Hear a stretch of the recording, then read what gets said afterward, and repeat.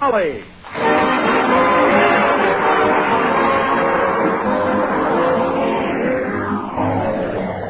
The makers of Johnson's Wax and Johnson's Self-Polishing Glow Coat present Fibber, McGee, and Molly, written by Don Quinn, with music by Billy Mills Orchestra, and featuring tonight a very special musical score written by Ken Darby, arranger and director of the King's Men.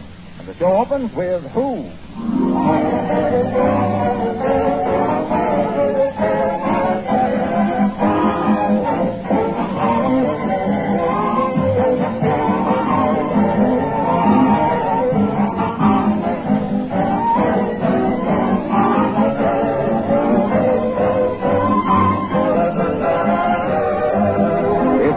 Instrument like a thermometer for measuring increased activity and hustle and bustle around the house, it would certainly kick over the traces in this week before Christmas. What with shopping and cooking and tree trimming and being an air raid warden besides, there's certainly lots to be done. But in spite of how busy you are, you still want your home to look its best for the holidays. Have you ever stopped to think how useful wax is at such a time?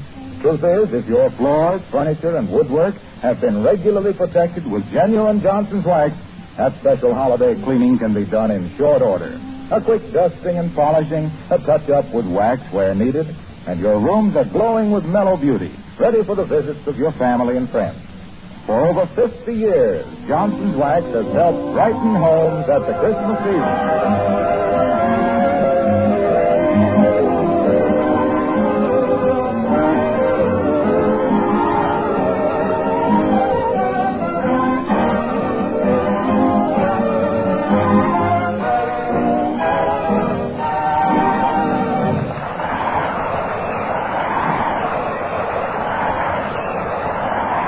A couple of nights before Christmas, and all through the house at 79 Wistful Vista, not a creature was stirring, except Fibber, McGee, and Molly.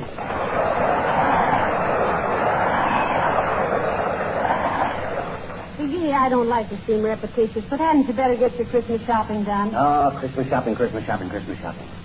Every year the same thing. Makes me sick. Yes, I know, dearie. We go through this every year. What do you mean? You howl and scowl, and the day before Christmas, the spirit hits you like a baseball bat.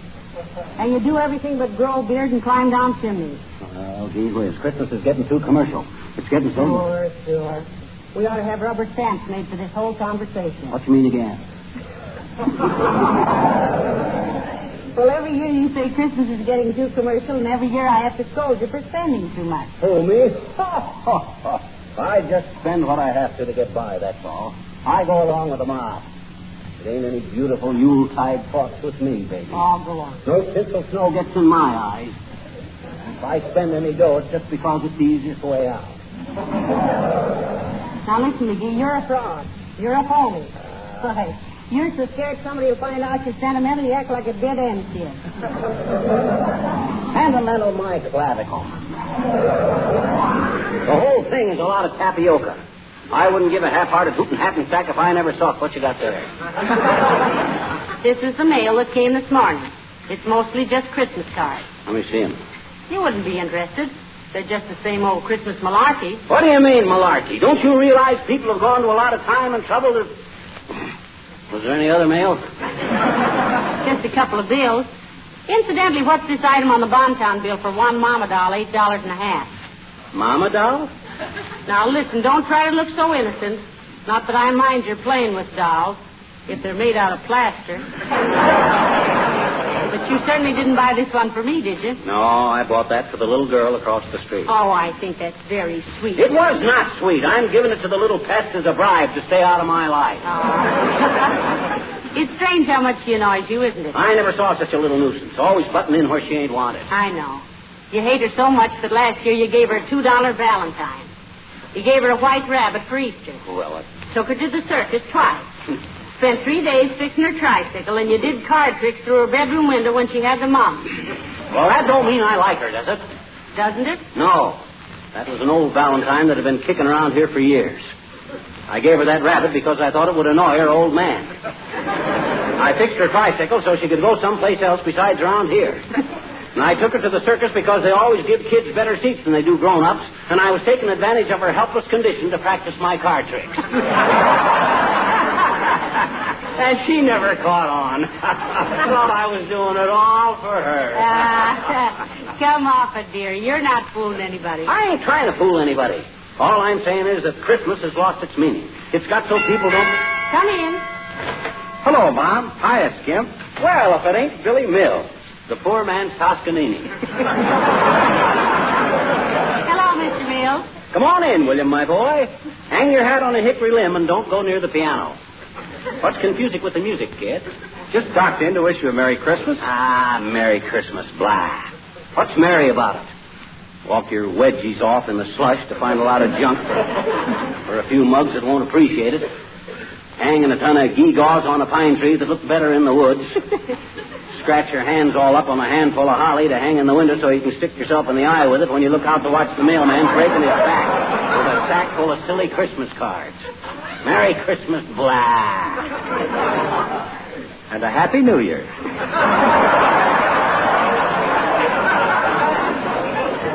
Well, thank you, Mr. Mills. The same to you. And don't pay any attention to McGee. You know, he goes through this act every year. He's got those don't wrap up that packet, Christmas is just a racket blues. Don't worry, Mom. I can read him like a book. What kind of a book? He's a mystery. A very novel character. Fine type, too. One of the lower cases. Somebody ought to borrow him and not bring him back. Maybe we could arrange with the Book of the Month Club to offer him as a special premium. Oh, cut it out. Lay off, will you? Even if the rib was as prime as you think, this is a meatless day. Ever played the bagpipes, Alfred? And don't call me Alfred. Okay, Joe. Ever played the bagpipes? I don't think he ever did, Mr. Mills. Do you think he could? Sure. Got a head start. Big bag of wind. All he needs is a flute. Well, got to be gone. Merry Christmas again. Well, the same to you, Oskaloosa Sousa. What's all the rush? Oh, I got to drop in to see my mother-in-law. She's AWOL. Oh, you mean absent without leave? No, a welder out at Lockheed. Isn't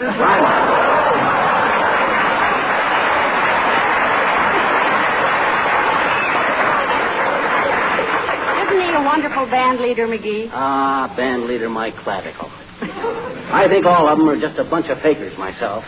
You ever see a musician looking at the leader? No. They don't know whether he's beating out a march, a polka, a waltz, or just swatting flies. Well, then what keeps them together? That check at the end of the week. Confidentially, one of them guys told... Oh, I wonder who that could be. Probably somebody else coming in to wish us a Merry Christmas when all they really want to see is if you ever got those new curtains for the dining room. Well, I didn't, and the same to them. Come in. Hi, mister. Uh-oh. Now, this is all I needed today. Sis, why don't you take your little sled and go out on the pond in the park? Oh, there isn't any ice on it, mister. Yes, I know. Gee, don't be like that. You were young once yourself, you know. No, I wasn't that young this long. Be very tactful with him today, little girl. You know, his Christmas spirit is later than usual this year. Well, doggone it, the whole thing is a very foolish arrangement. Why, mister? Why, the idea of having Christmas come right in the middle of the holidays.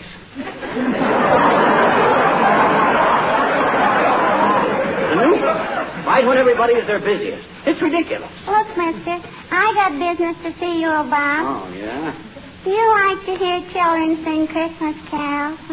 Oh, sis, there's nothing I love more than to have a little group of childish voices stand outside my window and blast their melodious little brains.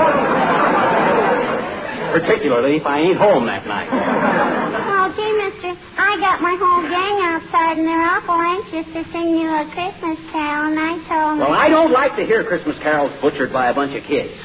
How can anybody sing good standing hip deep in a snowdrift with a muffler over their face, wondering how many fingers and toes they'll have left when they get home, if they ever do? Oh, maybe you're still mad on account of last year. Are you, mister? Are you? No, I'm not. That has nothing to do with it. What's this? What happened last year that I don't know about? Oh, nothing. Well, us kids were going around singing Christmas carols. Now, never mind, sis. That's ancient and history. Mr. McGee came out... Never mind now. Never mind.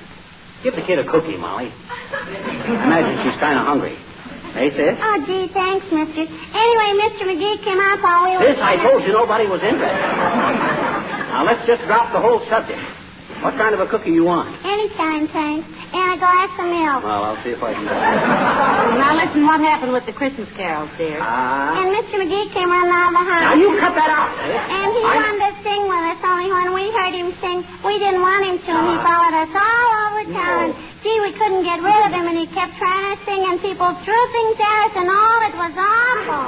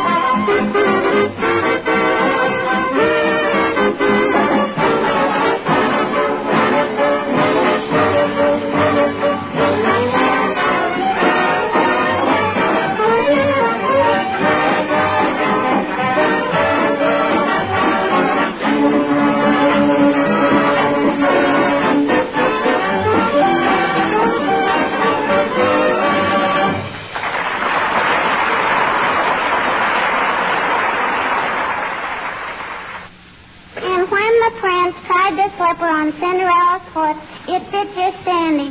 And he said, gee, kid, you're cute. How'd you like to be a princess? And she said, oh, boy, and write testimonials for cold cream. And they got married and lived happy ever after. You want to hear another one, Mr. Ho? Once upon a time... No. That's enough, sis. Thanks anyway. You told me at least 14 of them. Are you sure you don't want to hear any more? I'm positive, sis. Okay, then get off my lap.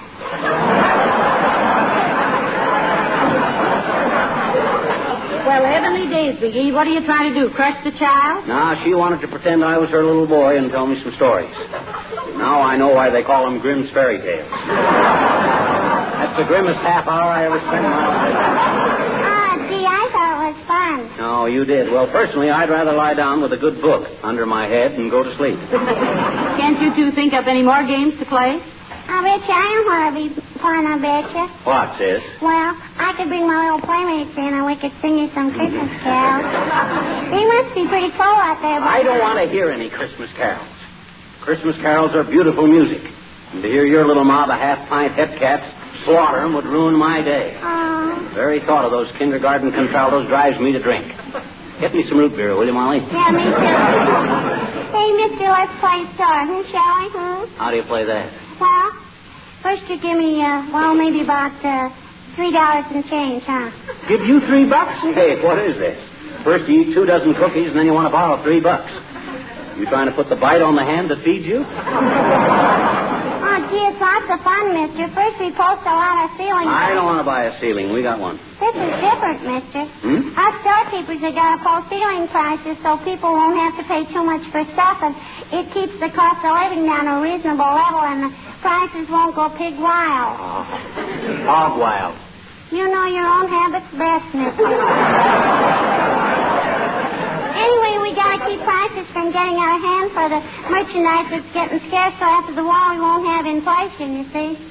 Hey, aren't you getting a little out of your depth, sis? What do you know about economics? Oh, my daddy told me. Oh, I see. Yeah. We had a little heart-to-heart talk last night, you and I. Oh, I see. Yeah, he says I'm at the age where I ought to know certain things. Oh, I see. Like not paying 10 cents for a lollipop that's worth only 5 because then I'm bidding against somebody that can only pay 5 cents for a lollipop besides spend an extra nickel, it ought to go toward a war bond, which will help pay for the war and give me a nest chicken afterwards. mean a nest egg. By that time, it ought to be a chicken. Well, be that as it may or may not be or not, sis, we won't play store. I got a better game. What, mister? Scoopy. Did you ever play Scoopy? What on earth is Snoopy? Oh, it's a wonderful game. How do we play it, mister? Well, it's like this. You run home, hide in the closet, and put your hands over your eyes and count up to 79 million. Oh, and then what? Now, by that time, we'll both be so old we'll have forgotten what we started out to play. Which is the object of the whole game. Now, I'll get your hat and coat, and you... Hello, folks. Merry Christmas. Oh, hello, little girl. Hi, Mr. Wilcox. Hi. What is it? I haven't got time to stop and talk. Just wanted to leave this little Christmas gift for Molly. Well, heavenly days, Mr. Wilcox. You shouldn't have done. Oh, it isn't very much. And don't open it before Christmas. But I think it's something you'll like. I got one for you, too, Junior, but it ain't wrapped up yet. Oh, that's okay, pal, anytime. Remember, Molly, don't open that package before Christmas because I want you to be surprised. I promise, Mr. Wilcox. My, it's wrapped beautifully. I wrapped it myself, especially for you. Shake it, Molly, and see if it rattles. I bet you that wouldn't be fair, I bet you. Of course it wouldn't. I want it to be a surprise. You just put it away till Christmas. Oh, I think I'm going to love it, Mr. Wilcox. I know you'll love it because millions of other housewives do because it's so easy to apply and shines as it dries. Your beautiful mirror-like polish in 20 minutes or less and saves hours of housework. To say nothing of eliminating old-fashioned floor scrubbing. And boy, what it does for the looks of your kitchen linoleum is amazing. But I won't say any more. I might give you a hint. Merry Christmas, all of you.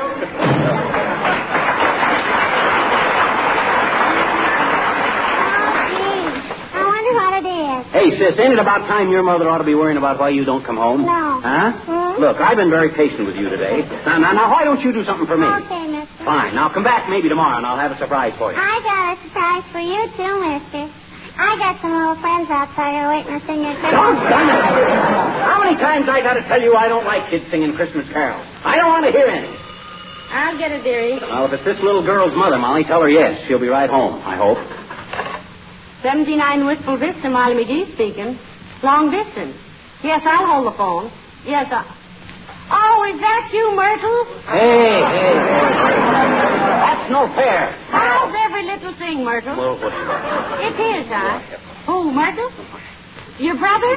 I hope it ain't funny. Went fishing through the ice, huh? Well, isn't he the lucky one? What'd he get, Molly? The cherry out of his planter's punch. What'd you say, Myrtle? Yes, I'm ready. Hello?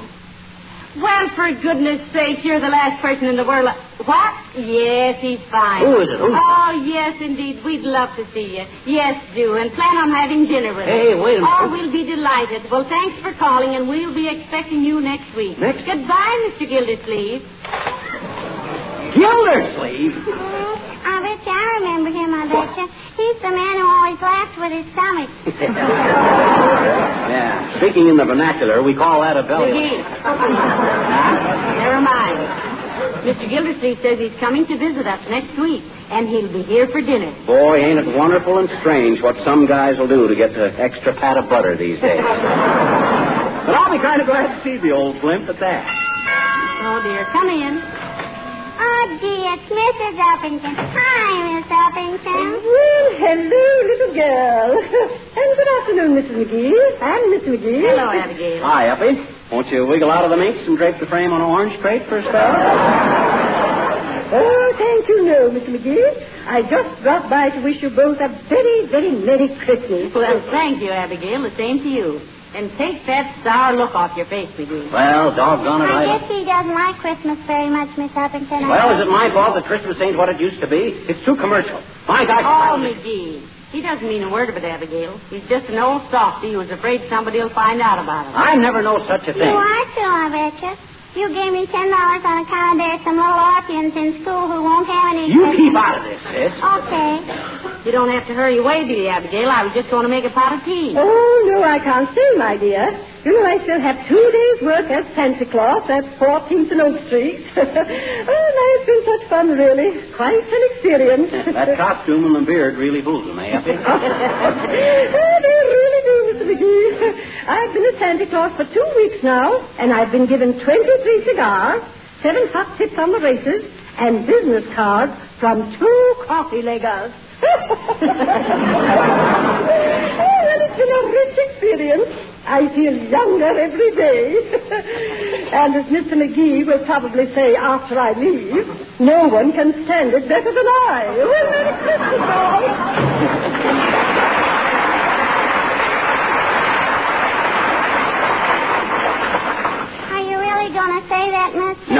she might have given me a handful of them cigars people have been giving Oh, her. McGee, Well, there's plenty of cigars in your humidor. okay, but if she wasn't so stingy, she might have... Hey, why won't he let me and my friends sing a Christmas carol? Why won't he, Miss McGee? Well, frankly, dearie, he'd love it. But he knows himself too well. When he hears those Christmas songs, he goes all mushy inside. Now, look, you pretend he's hurt your feelings and make believe you're going home. Hey, I hope somebody gives me a box of cigars for Christmas because I only... Hey, what goes on here? What are you two whispering about? She says I better go home, mister. Huh? She says you're mad at me because I want to have the kids sing a Christmas carol for me. Oh, now, I ain't mad exactly, sis. I I bet just... you are, I'll betcha. Well, And, gee, the kids have been out there in that cold all afternoon on account of the... Now, none of that, sis. Now, cut it out. The only reason I didn't want them to sing is well, gee whiz. Oh, it's okay, mister. I know how you feel. Thanks for the cookies and thanks... Hey, don't rush away like this, sis. My gosh. I'll listen to your old Christmas carol if it means that much. No. I just thought... No, you don't like them. I do, too, like them. I only You thought... don't either like them. I do, too. You don't? I do, so. No. Yes. No. Now, look, sis. Here. Take my handkerchief and Thank wipe your you. nose. Thanks. Now bring in your half-pint glee club and let them do their worst, which I imagine is pretty bad. Oh, they're not bad. They're wonderful. Okay, so they're terrific. Bring them in. Hi. Hey, Kenny, Granny, Johnny, Buddy, come on in. My. Well, what handsome little fellas. Hello, boys. Hello, Mrs. McGee.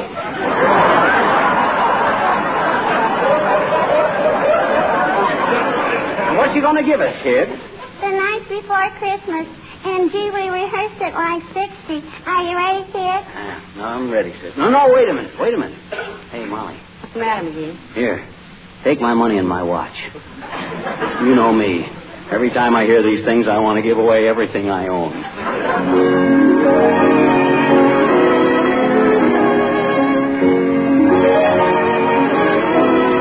The night before Christmas and all through the house, not a creature was stirring, not even a mouse.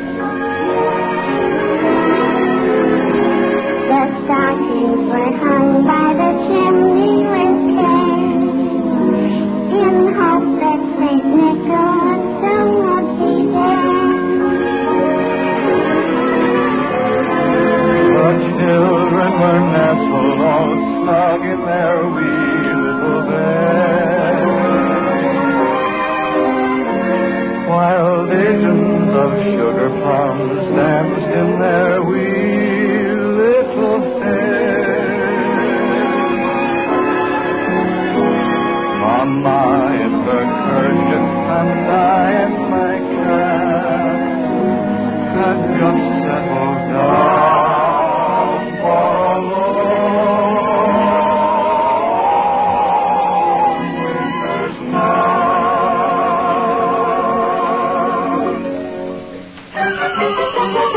When out along the road to the clatter, I sprang from my bed to see what was the matter. Away to the window I flew like a flash, tore open the shutters, threw open the sash. Then, what to my wondering I should appear but a miniature sleigh and a tiny reindeer. With a little old driver so lively and quick that I knew right away that it must be St. Nick. All bundled in fur from his head to his foot, old Santa was covered with ashes and soot. I drew in my head and was turning around, and down the chimney he came with a bow.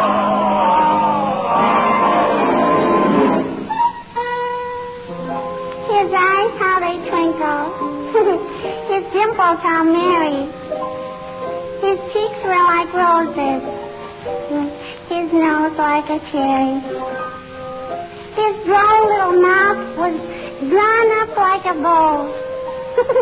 And the beard on his chin was as white as the snow. The stump of a little old pipe he held tight in his teeth, and the smoke went around and around and around his head like a wreath. He was chubby and plump, a right time.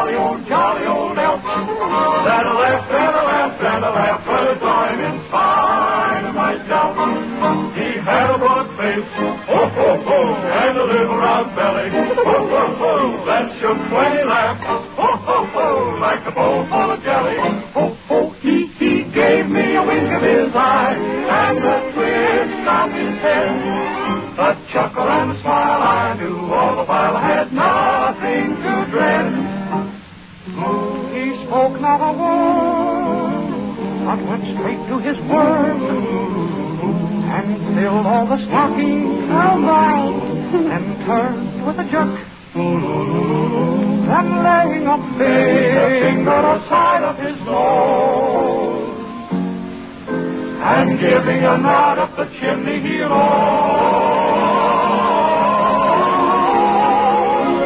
He sprang to his sleigh, to his team gave a whistle, and away they all flew like the sound of a pistol. But I heard him exclaim as he cried, Merry Christmas to all, and to all, good night.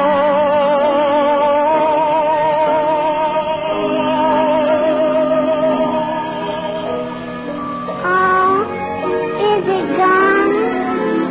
Is the night after Christmas and all through the house. Not a creature is stirring, not even a mouse.